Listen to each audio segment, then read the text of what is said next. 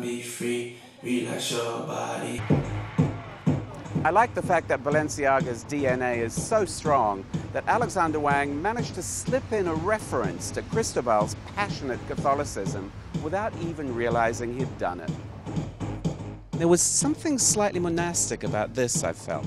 Finding the resemblance and the similarity between, even the first look where it's a floor-length A-line coat with a mock neck, which, was inspired by cycling, but how that relates to a priestess outfit. It rings many bells, and I always find that quite exciting too, is finding things that aren't necessarily the most obvious to me as I'm working through, but then as I develop through the process, it's like, oh, the similarity is quite shocking. Where did you start in the archives with this collection? We really started more with this idea of opulence and being exuberant and how to be a little bit more fun. It's not the first thing that you think of when you think of the Cristobal Archive, it's more the austerity and the purity.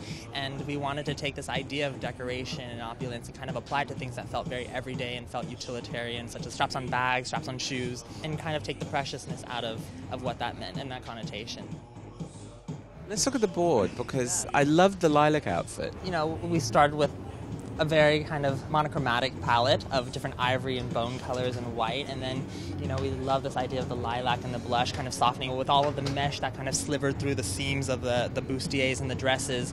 We thought, well, a great way to kind of see those colors was also in something that was much more soft and more feminine and more sensual.